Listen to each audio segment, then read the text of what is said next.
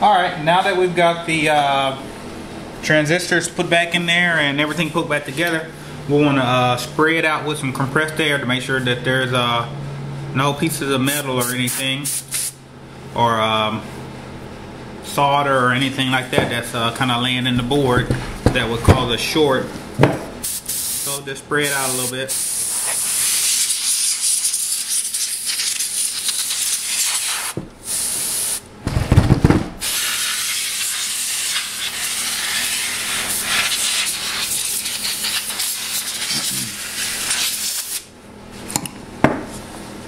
Alright,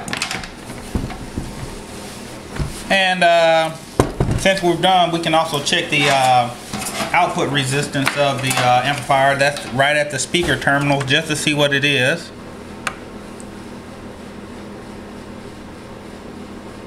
Okay, so it's not a short circuit at the output stage anymore, so we can test it out just to see if it's going to give it any problem or if it goes into protection.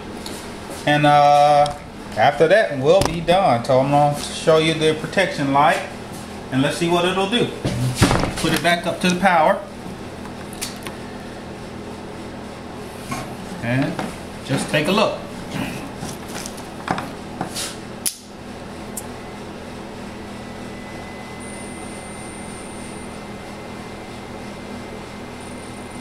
Alright, so it came on, it's working, all the transistors are in, and it didn't blow, so looks like we've repaired it.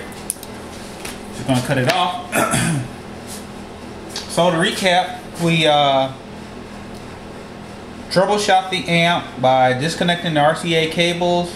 We then disconnected the speaker wires, we then checked our voltage, and we saw that it must be internal to the amp. We went through and we started checking our power transistors. They were fine. Then we checked our output transistors, which were here, and we found that we had some of those that were bad. Actually, 5 were bad and 5 were good.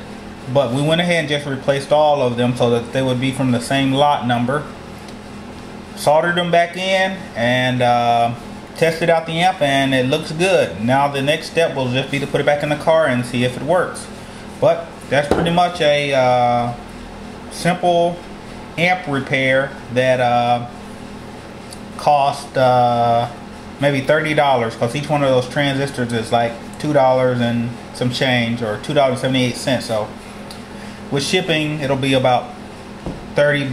But to resend this amp back to Soundstream, which is now Power Acoustic, it would have cost anywhere between $120 to $160 to have it repaired plus shipping.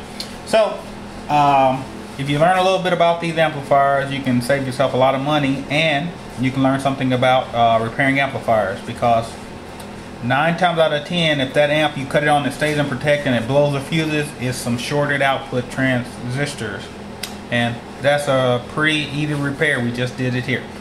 So that's it.